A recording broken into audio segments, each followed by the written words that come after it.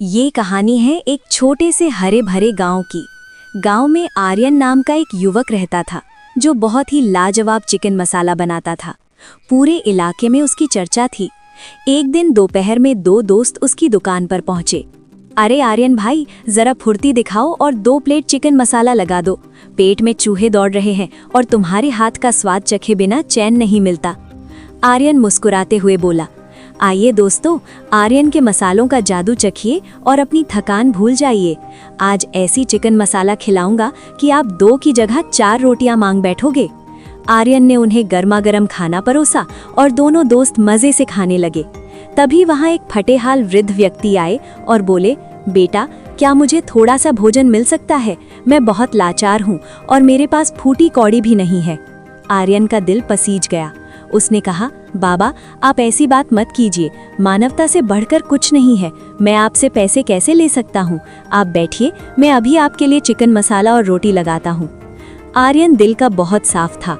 धीरे धीरे उसकी दुकान पर ग्राहकों की कतार लगने लगी और शाम तक उसका सारा चिकन मसाला खत्म हो गया। थका हारा आर्यन जब घर पहुंचा तो उसकी पत्नी माया ने पूछा, आ गए तुम? आज की कमाई कैसी रही? व्यापार सही तो चला ना? हाँ माया, काम तो हमेशा की तरह सामान्य ही है। न बहुत मुनाफा न कोई नुकसान। होगा भी कैसे? आज भी किसी को मुफ्त में खिलाकर आए होगे, इसीलिए तो बरकत नहीं होती। पर माया, जरूरतमंदों की दुआएं भी तो जरूरी हैं। हर चीज को पैसों के तराजू में नहीं तोला जा सकता। माया ने मुंह बनाते हुए कहा, तुम और तुम्हारी बातें। खैर, चलो अब खाना खाते हैं। अगले दिन सुबह आर्यन फिर से तैयारी में जुट गया और अपनी दुकान सजा ली।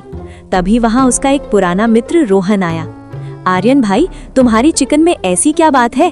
मेरी पत्नी भी बहुत कोशिश करती है पर ऐसा स्वाद नहीं आता। तुम क्या डालते हो इसमें?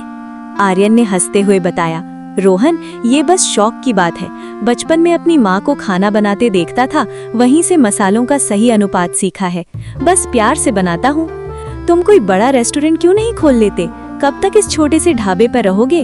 अभी इतना धन संचय नहीं हुआ है कि बड़ा जोखिम ले सकूं। रोहन बोला, ठीक है, अभी शादियों का माहौल है। अगर कहीं अच्छे खानसामा की जरूरत पड़ी तो मैं तुम्हारा नाम जरूर लूंगा।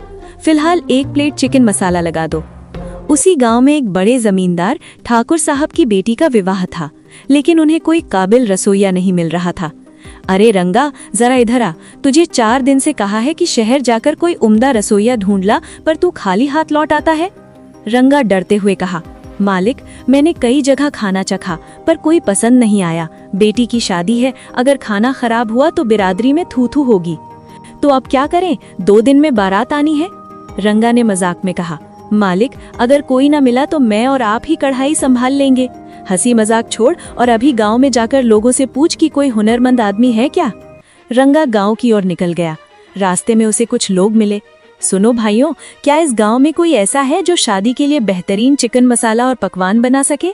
गांव वालों ने एक स्वर में कहा, अगर असली जायका चाहिए तो सीधे आर्यन के पास जाओ।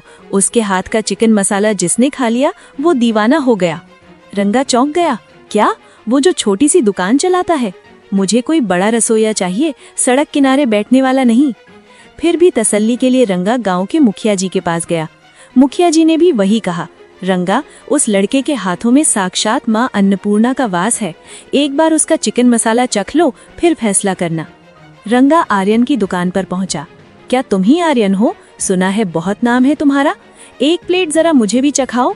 जैसे ही रंगा ने पहला निवाला लिया, वो दंग रह गया।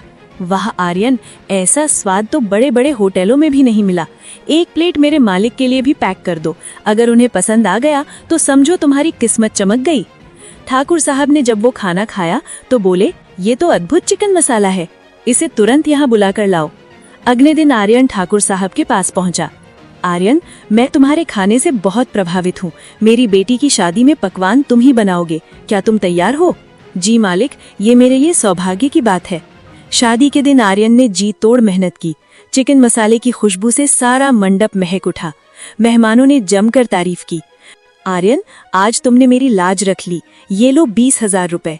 पर मालिक, तय तो सिर्फ 7,000 हुए थे। ये तुम्हारी मेहनत और ईमानदारी का इनाम है। आर्यन जब खुशी खुशी घर लौटा और अपनी पत्नी को पैसे दिखाए तो माया बहुत खुश हुई। लेकिन उधर गांव के एक जलनखोर रसोइये बंसीलाल ने अपनी योजना बना ली थी। उसने देखा कि आर्यन का काम बढ़ रहा है तो उसने गांव के बीचों बीच अपनी एक नई दुकान खोल ली। बंसी मन ही मन बुदबुदाया, बेटा आर्यन, अब तेरा धंधा मैं चौपट करूंगा। मेरा नाम बंसी है, सबको अपने जाल में फंसा लूंगा। अगले कुछ दिनों में अजीब बात हुई। आर्यन की दुकान पर कोई नहीं आ रहा था। सब बंसी की चिकन बिरयानी की दुकान पर दौड़ रहे थे। लेकिन धीरे धीरे गांव वाले बीमार पड़ने लगे। सबके पेट में दर्द होने लगा, फिर भी वो बंसी का ही खाना मांगते थे। आर्यन परेशान हो गया। रास्ते में उसे मुखिया जी मिले। उन्होंने कहा, आर्यन, गांव वाले कह रहे हैं कि तुम अपने चिकन में कुछ गलत मिला रहे हो, जिससे लोग बीमार हो रहे हैं। आर्यन हैरान रह गया। मुखिया जी, मैं तो कई सालों से यहाँ हूँ और पिछले 4 दिनों से तो मेरी दुकान पर कोई आया नहीं, तो मेरा चिकन मसाला खाकर कोई बीमार कैसे हो सकता है? मुखिया जी को बात समझ आई। उन्होंने कहा, आज रात हम बंसी पर नजर रखेंगे। रात के सन्नाटे में आर्यन और मुखिया जी ने देखा कि बंसी अपनी कढ़ाई में एक छोटी शीशी से कुछ डाल रहा है। बंसी खुद से कह रहा था, यही वो नशीला केमिकल है जो लोगों को मेरी दुकान का गुलाम बना देगा। भले पेट खराब हो जाए पर वे आएंगे मेरे पास ही। अगले दिन पंचायत बैठी। बंसी को रंगे हाथों पकड़ा गया। मुखिया जी बोले, बंसी, तूने अपने स्वार्थ के लिए लोगों की सेहत से खिलवाड़ किया है। बंसी डर के मारे कांपने लगा। मुखिया जी, मुझे माफ कर दीजिए, पुलिस को मत बुलाइए, मैं अभी गांव छोड़कर चला जाऊंगा। मुखिया जी ने कड़क आवाज में कहा, तेरी सजा यही है कि तू अभी इसी वक्त अपना बोरिया बिस्तर समेट और यहाँ से निकल जा। गांव वालों को अपनी गलती का एहसास हुआ और वे वापस आर्यन की दुकान पर आने लगे। आर्यन की सच्चाई की जीत हुई और उसका चिकन मसाला पूरे जिले में मशहूर हो गया। एक समय की बात है। चारों ओर लहलहाते खेतों और शीतल बयार से सजा एक अत्यंत मनमोहक गांव था। उस गांव पर महाराज विक्रम सिंह का शासन था। महाराज स्वभाव से अत्यंत दयालु और न्यायप्रिय थे। वे अपनी प्रजा को अपनी संतान के समान प्रेम करते थे, परंतु उनका इकलौता पुत्र राजकुमार शौर्य स्वभाव में उनसे बिल्कुल विपरीत था। वो अहंकारी, क्रोधी और निर्दयी था। एक दिन दोपहर के भोजन के समय एक छोटी सी भूल हो गई। खाने में नमक कुछ कम रह गया। शौर्य गुस्से से चिल्लाया, ये क्या कचरा बनाया है? किस मूर्ख ने ये बेस्वाद भोजन परोसा है? रसोइया हाथ जोड़कर कांपते हुए बोला, क्षमा करें युवराज, अनजाने में भूल हो गई। परंतु शौर्य का क्रोध 7वें आसमान पर था। उसने दहाड़ते हुए आदेश दिया, इस अपराधी को ले जाओ और नमक की बोरियों के नीचे दबा दो। इसे स्वाद की कमी का एहसास होना चाहिए। और उस बेगुनाह रसोइये की जान चली गई। जब ये समाचार महाराज विक्रम तक पहुंचा तो उनका हृदय दुख और क्रोध से भर गया। वे तुरंत शौर्य के कक्ष में पहुंचे और गरज कर बोले, शौर्य, क्या तुम्हारे भीतर मनुष्यता समाप्त हो गई है? किसी का जीवन छीनना क्या तुम्हारे लिए इतना साधारण खेल है? शौर्य ने ढिठाई से उत्तर दिया, पिताजी, हम शासक हैं। हमारे भोजन में त्रुटि हमारी अपमान के समान है। महाराज ने कठोर स्वर में कहा, याद रखना शौर्य, यदि यही अहंकार रहा तो तुम न कभी राजा बन पाओगी और न ही सम्मान के पात्र रहोगे। एक दिन तुम्हें अन्न के एक दाने की कीमत समझ आएगी। इतना कहकर वे वहां से चले गए। शाम को महाराज अपने उपवन में अत्यंत चिंतित बैठे थे। तभी महारानी सुलक्षणा वहां आई और बोली, स्वामी, शौर्य अभी कच्ची मिट्टी के समान है। उसे बाहरी जगत के कष्टों और प्रेम का अनुभव नहीं है। जब वो महल की सुख सुविधाओं से दूर असल दुनिया देखेगा, तभी उसमें दया भाव जगेगा। उसी गांव में एक निर्धन वृद्ध व्यक्ति रहता था, जिसे सब बाबा कहकर पुकारते थे। वो प्रतिदिन भोर में अपनी गाय का दूध निकालता और एक पुरानी पीतल की बाल्टी लेकर घर घर बेचने जाता। एक दिन एक महिला ने उससे पूछा, बाबा, आप वर्षों से इसी पुरानी बाल्टी में दूध बेच रहे हैं, कुछ नया पात्र क्यों नहीं ले लेते? बाबा ने मंद मुस्कान के साथ कहा, बेटी, ये बाल्टी मेरे पूर्वजों की धरोहर है। उन्होंने कहा था कि ईमानदारी की शुरुआत इसी से करना। ये पात्र केवल धातु नहीं, मेरा स्वाभिमान है। बाबा एकाकी जीवन जीते थे, पर उनकी सादगी में ही एक गहरे रहस्य की नींव छिपी थी। अगली सुबह जब दरबार लगा ही था कि गांव का एक व्यक्ति बदहवास होकर भीतर आया। उसका चेहरा डर से सफेद था। महाराज, अनर्थ हो गया। हमारे गुप्त तहखाने का सारा स्वर्ण और रत्न शत्रुओं ने लूट लिए हैं। महाराज चौंक गए। क्या? पर शत्रुओं को स्थान का पता कैसे चला? पता नहीं महाराज, पर निश्चित ही हमारे बीच कोई गद्दार छिपा है जो शत्रुओं को सूचना दे रहा है। तभी राजगुरु ने सुझाव दिया, महाराज, हमें किसी ऐसे गुप्तचर की आवश्यकता है जो सामान्य नागरिक बनकर शत्रुओं की जासूसों का पर्दाफाश कर सके। महाराज ने विचार किया और राजकुमार शौर्य को बुलाया। उन्होंने शौर्य से कहा, पुत्र, राज्य पर संकट है, क्या तुम अपनी पहचान छिपाकर उन गद्दारों को खोज सकते हो? शौर्य ने गंभीर होते हुए कहा, पिताजी, मैं आपको विश्वास दिलाता हूँ कि इस बार मैं अपने क्रोध को नहीं, अपनी बुद्धि को शस्त्र बनाऊंगा। मैं अपनी पिछली गलतियों का प्रायश्चित करना चाहता हूँ। महाराज को अपने पुत्र पर विश्वास हुआ। रात के सन्नाटे में शौर्य साधारण वस्त्र पहनकर महल से निकल पड़ा। एक राजकुमार अब एक गुप्तचर बन चुका था। अगली सुबह जब बाबा की आंख खुली तो धूप काफी तेज हो चुकी थी। वे हड़बड़ाकर उठे। अरे, आज तो बहुत विलंब हो गया। पर जैसे ही वे बाहर आए, उनके पैरों तले जमीन खिसक गई। उनकी गाय गायब थी। उन्होंने पूरे मोहल्ले में शोर मचाया। मोहन, तुमने मेरी गाय देखी? शेरा, कहीं मेरी गाय नजर आई? बाबा, गाय तो नहीं देखी, पर रात को वो बहुत बेचैन थी। मुझे लगा आप उसे चारा दे रहे होंगे। उधर शौर्य वेश बदलकर गांव के चौराहे पर एक पुराने बरगद के नीचे बैठा लोगों की गतिविधियों पर नजर रख रहा था। तभी दो ग्रामीण वहां आए। अरे भाई, तुम कौन हो? पहले यहाँ नहीं देखा? शौर्य ने शांत स्वर में कहा, मैं दूर के राज्य से हूँ, यह काम की तलाश में आया हूँ। तभी गांव के लोग बाबा की गाय चोरी होने की शिकायत लेकर मुखिया के पास पहुंचे। मुखिया ने संदेह की दृष्टि से शौर्य की ओर देखा और चिल्लाया, पकड़ो इसे, यह अजनबी ही चोर हो सकता है। शौर्य के भीतर क्रोध उबल रहा था, पर उसे अपने पिता की बात याद थी। उसने हाथ जोड़कर मुखिया जी से कहा, मुखिया जी, मैं केवल एक मजदूर हूँ, चोरी से मेरा कोई संबंध नहीं है। तभी उन दो ग्रामीणों ने गवाही दी कि शौर्य को सुबह शांत बैठे देखा था। सबको यकीन हो गया कि वो निर्दोष है। 2 दिन बीत गए पर चोरी का कोई सुराग नहीं मिला। शौर्य थककर उसी पेड़ के नीचे बैठा था। तभी बाबा उसके पास आए और बोले, बेटा, शौर्य, कुछ काम मिला या अभी भी खाली बैठी हो? शौर्य का हृदय धड़क उठा। बाबा, आपको मेरा असली नाम कैसे पता? चलो घर चलो, वहाँ सब विस्तार से बताऊंगा। घर पहुंचकर बाबा ने द्वार बंद किया और कहा, राजकुमार, मैं आपके पिता का सबसे पुराना और वफादार गुप्तचर हूँ। पिछले 40 वर्षों से मैं इसी वेश में राज्य की रक्षा कर रहा हूँ। शौर्य दंग रह गया।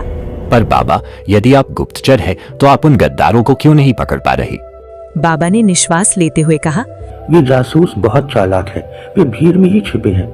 हमें उन्हें बाहर निकलने के लिए कोई लालच देना होगा। शौर्य ने कुछ सोचकर कहा, बाबा, मुझे एक विचार आया है। वे जासूस निश्चित ही भूखे होंगे और छिपकर रहने के कारण उन्हें ढंग का भोजन नहीं मिल रहा होगा। हमें कुछ ऐसा करना होगा कि वे खुद चलकर हमारे पास आएं। कैसा विचार? ऐसा विचार कि हम गांव के मध्य में एक भोजन का स्टॉल लगाएंगे। असीमित कड़ाही चिकन, बहुत कम दाम में ढेर सारा मांस और चावल। इसकी खुशबू और चर्चा पूरे गांव में फैलेगी, तो वे जासूस भी स्वाद के लोभ में बाहर जरूर निकलेंगे। बाबा ने हंसते हुए कहा, अद्भुत विचार है, और हम इस ठेले का नाम रखेंगे बकेट कड़ाही चिकन, क्योंकि मैं अपनी इसी पुरानी बाल्टी का उपयोग परोसने के लिए करूंगा। ये अलग भी दिखेगा और शुभ भी। अगली शाम गांव के मुख्य चौक पर बकेट कड़ाही चिकन का ठेला लग गया। मसालों की महक ने पूरे वातावरण को भर दिया। लोग उमड़ पड़े। अरे बाबा, दूध बेचते बेचते चिकन पर उतर आए, और वो भी बाल्टी में। बाबा ने उत्साह से कहा, हाँ भाइयों, केवल 50 रुपए में जितना मर्जी उतना खाओ, ये जश्न है। पूरा गांव वहां जमा हो गया। लोग स्वाद के गुणगान करने लगे। शौर्य कोने में खड़ा होकर हर आने जाने वाले के हाव भाव देख रहा था। पहले दिन सब सामान्य रहा। अगले दिन शौर्य ने बाबा से कहा, बाबा, आज मुझे एक व्यक्ति पर बहुत संदेह है। वो पीला कुर्ता पहने जो आदमी है, वो 3 बार आकर चिकन ले जा चुका है और हर बार पीछे की गली में जाकर गायब हो जाता है। वो तो मेरा पड़ोसी सोहन है, और वो तो शाकाहारी होने का ढोंग करता था। शौर्य और बाबा छिपकर सोहन के पीछे गए। अचानक सोहन और बाबा जोर जोर से हंसने लगे। शौर्य भ्रमित हो गया। ये क्या हो रहा है? देखा बाबा, राजकुमार को फंसाना कितना आसान था। बाबा ने शौर्य की ओर तिरस्कार से देखा और कहा, राजकुमार, तुम क्या समझे कि मैं राजा का वफादार हूँ? 40 साल तक गरीबी में जासूसी करने के बदले मुझे क्या मिला? केवल ये पुरानी बाल्टी। हमारी खजाना लूटा है, और अब हम तुम्हें पकड़कर शत्रुओं को सौंप देंगे। शौर्य के चेहरे पर एक कुटिल मुस्कान आई। उसने तालियां बजाईं और राजशाही सैनिकों ने सबको घेर लिया। बाबा हक्के बक्के रह गए। ये कैसे? शौर्य ने शांति से कहा, बाबा, शतरंज की चालें आपसे ही सीखी हैं। जिस दिन आपने बाल्टी का जिक्र किया, तभी मुझे संदेह हो गया था। वो पीतल की बाल्टी पर राज चिन्ह खोदा हुआ था, जिसे आपने घिसकर मिटाने की कोशिश की थी, पर मैं पहचान गया कि वो शाही रसोई की है। मैंने उसी दिन अपने गुप्त संदेश वाहक के जरिए पिताजी को सेना भेजने का संकेत दे दिया था। आपकी गाय चौड़ी की कहानी केवल मुझ पर नजर रखने का एक बहाना थी ना? सेनापति ने बाबा और सोहन को जंजीरों में जकड़ लिया। लूटा हुआ खजाना बरामद कर लिया गया। जब शौर्य महल लौटा तो महाराज विक्रम ने उसे गले लगा लिया। पुत्र, आज तुमने केवल शत्रु को नहीं बल्कि अपने भीतर की क्रोध को भी जीत लिया है। शौर्य ने झुककर प्रणाम किया। पिताजी, मैंने सीखा कि एक राजा केवल दैंग से नहीं बल्कि सही समय पर सही बुद्धि के प्रयोग और प्रजा के दुख को समझने से बनता है। समय बीतता गया। शौर्य एक अत्यंत न्यायप्रिय और महान राजा बना और उस गांव के चौक पर आज भी वो दुकान लगती है, बकेट कड़ाही चिकन। अब वो षड्यंत्र का हिस्सा नहीं बल्कि इस सीख का प्रतीक है कि लालच और छल का अंत सदैव बुरा होता है और सत्य का स्वाद सबसे मधुर होता है।